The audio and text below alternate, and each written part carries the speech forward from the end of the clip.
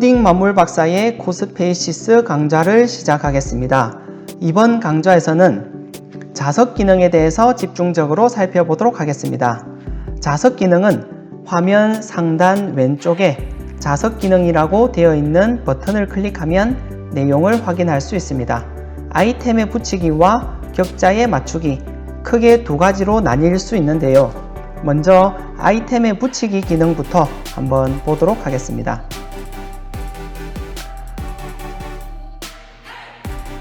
아이템에 붙이기는 말 그대로 아이템에 붙이는 기능입니다. 예를 들면 냉장고에 자석을 붙이는 상황을 생각해 볼 수 있는데요. 제가 붙일 아이템이 자석이라 생각하면 되고, 놓이는 이 지구가 냉장고라고 생각하면 되겠죠. 자, 지금은 제가 기능을 활성화시켜 두지 않았네요. 아이템에 붙이기 기능을 활성화시켜 두면 캐릭터를 지구 위에 가져갔을 때 지구 위에 자석처럼 달라붙는 것을 확인할 수 있습니다. 이런 작업에서 유용하게 사용할 수 있겠죠. 보시면 물체의 아래가 마우스가 놓인 쪽에 놓인 면에 수직하도록 서는 것을 확인할 수 있습니다. 어떤 면에 두더라도 그 면에 수직하게 물체를 놓죠. 사람 같은 경우는 어디가 아래인지를 직관적으로 알 수 있지만 바로 알 수 없는 물체도 있습니다. 예를 들어서 이런 육면체 같은 경우는 육면이 똑같기 때문에 어디가 아래인지를 알 수가 없습니다.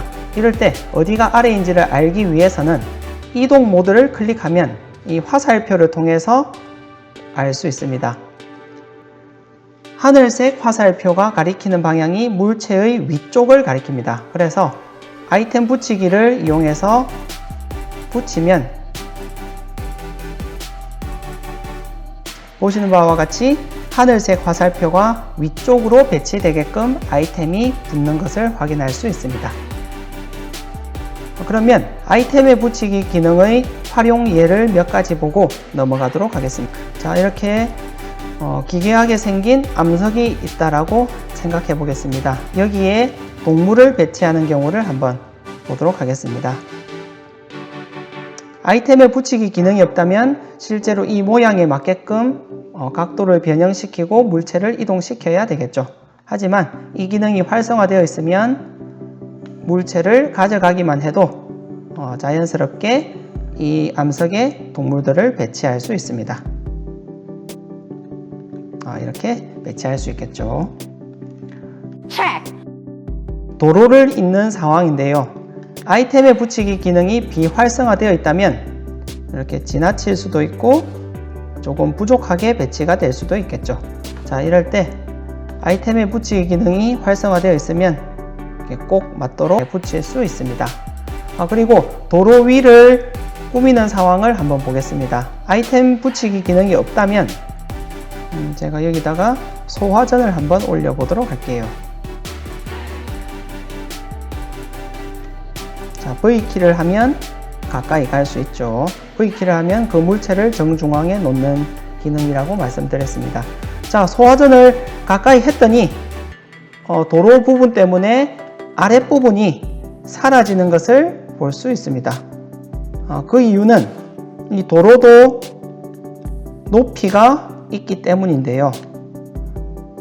이런 것을 아이템에 붙이기 기능을 이용하면 쉽게 해결할 수 있습니다. 자, 사람도 마찬가지죠. 발목이 잠기는 것을 확인할 수 있습니다. 이럴 때 아이템에 붙이기 기능을 활성화시켜 두면 이렇게 자동으로 아이템 위에 배치를 시키면서 자연스러운 상황을 만들 수 있습니다. 다음 화면을 넘어가도록 하겠습니다. 여러분들도 나중에 2층, 3층 건물을 만들게 될 텐데요. 건물 위에 물건을 배치하는 상황입니다. 사람을 배치할 때 아이템에 붙이기 기능이 되어 있다면 높이를 조정할 필요 없이 그 위에 바로 붙일 수 있겠죠. 이상으로 아이템에 붙이기 기능에 대한 설명은 마치도록 하겠습니다. 단축키는 옆에 있으니 한번 확인을 해 보시면 되겠습니다. 다시 빈 화면으로 보도록 하겠습니다. 격자에 맞추기 기능은 처음부터 활성화되어 있는 상태입니다. 이 체크박스를 해제하면 화면에 있던 선들이 사라지는 것을 확인할 수 있죠. 다시 생겼습니다. 즉, 격자라는 것은 화면에 그어져 있는 이 선들을 의미한다는 것을 알 수 있습니다. 단축키는 S키를 이용해서 비활성화, 활성화 시킬 수 있죠. 자주 쓰는 기능이니 꼭 외워둘 수 있도록 합니다. 이 격자는 크게 두 가지 역할을 하고 있습니다.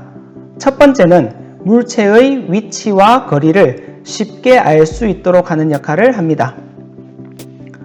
예를 들어서 제가 일단 물체를 한번 배치해 보도록 하겠습니다. 남학생 1명과 여학생 1명을 배치했는데요.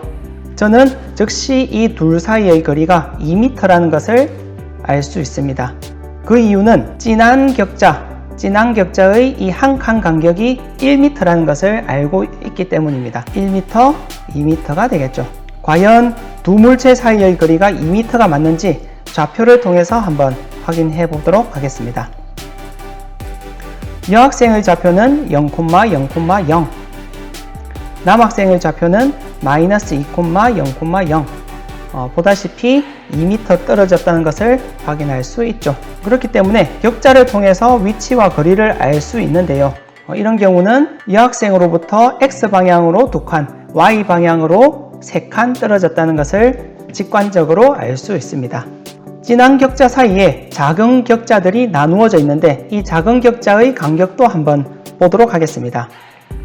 진한 격자 한 칸에 작은 격자가 이렇게 4개가 나눠져 있습니다. 4등분이 되어 있죠. 그러면 1m의 4등분이기 때문에 한 칸은 0.25m, 이 작은 사각형의 한 변은 0.25m라는 것을 알 수 있습니다. 이것은 우리가 여기서 설정할 수 있는 부분인데요. 여기서 클릭하는 숫자는 작은 사각형의 한 변의 길이를 의미한다는 것을 알 수 있습니다.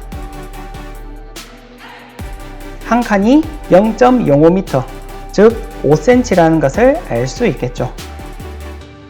그러면 격자의 두 번째 역할을 한번 보도록 하겠습니다. 격자는 물체를 움직일 때 격자 단위로 움직이도록 하는 역할을 합니다.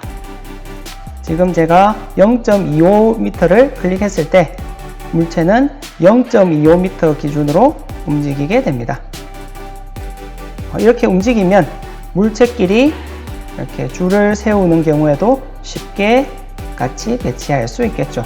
반면 미세한 작업을 할 때는 이런 기능이 불편할 수 있겠죠. 미세하게 줄 세우고 싶은데 한 칸 단위로 지금 움직이고 있습니다.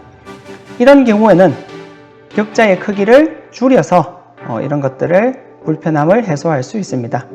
더 미세하게 작용하고 싶을 때는 격자를 꺼버리면 되겠죠.